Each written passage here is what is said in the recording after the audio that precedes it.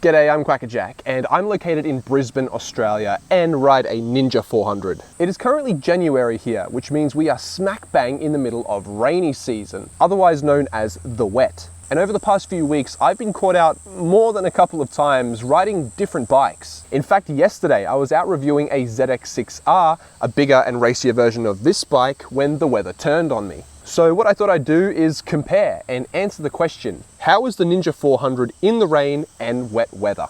Spoiler alert, a lot of the factors that make it great to ride in the dry actually make it a bit challenging when the weather changes. Alright, so there's a few things that we're going to discuss, some positive and some negative, but let's get the bad things out of the way first. I think the biggest thing is the weight of the motorcycle. The Ninja 400 is a light and nimble little sport bike. It weighs around 169 kilograms soaking wet on the road, and normally this makes it a very fun and flickable motorcycle to ride. But when things change, flicking a bike is not something you want to do. The lightness of the 400 means that it can be pushed around and can become floaty. Now, I've discussed this before when I was talking about how it performs for highway riding, saying a gust of wind can easily blow you around the lane and can give a feeling of instability. With the added factor of rain, that can become dangerous, especially if there are lots of vehicles around or the road becomes slick. Now, I want to stress, this and a lot of the other factors that we'll be discussing aren't specific to just the Ninja 400. Any light little sport bike will experience it, but I have to compare it to the bigger and heavier ZX6R that I rode recently. And there is a big difference. That felt much more firmly planted on the road and in the lane, being less affected by the wind. You of course can still hold your line on the Ninja 400, but you do really have to be on your game and focused on your ride.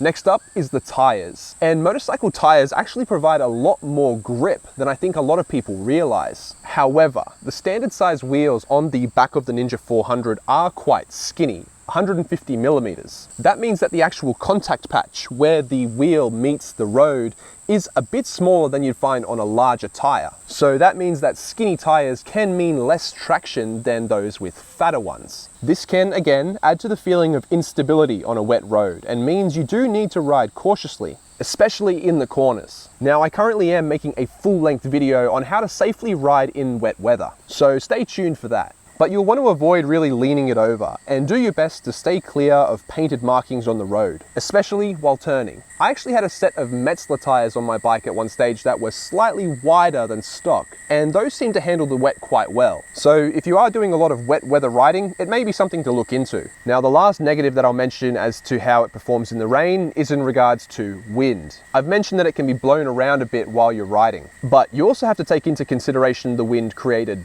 by your riding. I'm talking about the punched it.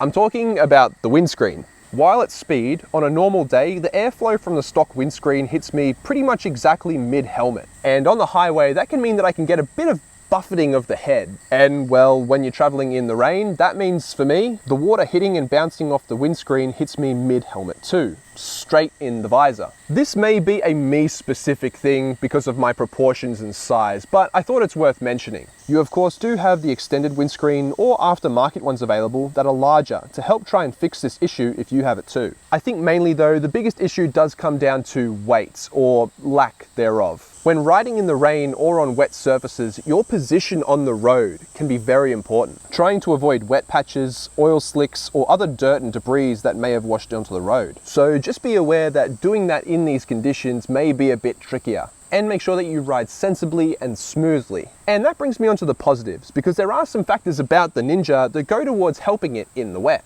One of the biggest is the smoothness and easy to use of the throttle. It is effortless and trouble-free to pull away from the lights, change up and down gears and accelerate, and this will help to avoid any jerkiness. The last thing you want when the road is slick is to have any unexpected movements or jolts with limited traction. It's an easy bike to ride easily, and that's exactly how you should be taking it in those conditions. Going back to the ZX6R, it is quite a bit trickier to take off from a set of lights in a calm, smooth fashion. It's fast revving and quick to take off, I mean, it's designed to race, and that means that the clutch bite point is less forgiving than what you get here. If you're stopping and starting a lot, like in a city or some other urban area, the ease of use of the 400 in wet weather will be appreciated and help keep you safer. The other big one is that the bike does come with ABS. And this can literally be a lifesaver in wet conditions. ABS, or anti-lock braking, is there to help prevent the wheels locking under braking and you skidding out. While experienced riders are probably fine without it, I think for a beginner who this bike is mostly aimed at,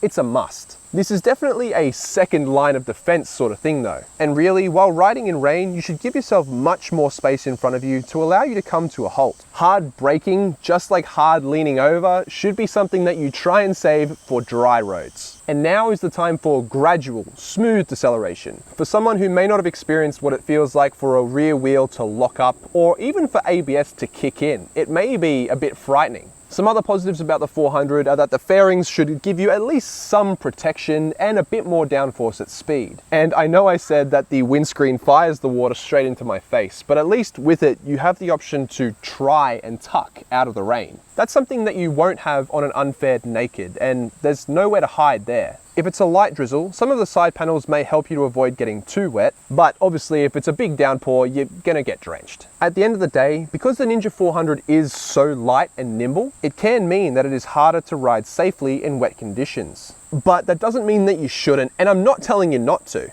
While it's definitely not one of my favorite things to get wet while riding, I do always seem to end up enjoying those rides the most. The roads just change when it's wet. And I swear, just after the rain stops, I'm often left in awe at how pretty everything is. The contrast of the road, the trees and the sky. You get to experience some really magical moments. You just have to make sure that you ride safely through them. Again, I will have a full-length video going over some tips and tricks and how to stay safe when out in the rain. And I'll link that one here when it's up. But just remember to take it easy. Focus more on what you're doing and your placement in the lane, and not go into the corners too hard or too fast. Your tires do have grip in the wet, and the Ninja 400's controls are very easy to use. It's just your responsibility to be extra alert and adjust your riding style to the conditions. And if you do, I guarantee you'll experience some truly awesome sights. But there you have it. Let me know down in the comments what your thoughts are and if you take your bike out into the rain. By the way, make sure to come and meet me over on Instagram at Kwackajack_2. We have a lot of exciting things coming up. Thanks again for watching, guys, and until next time,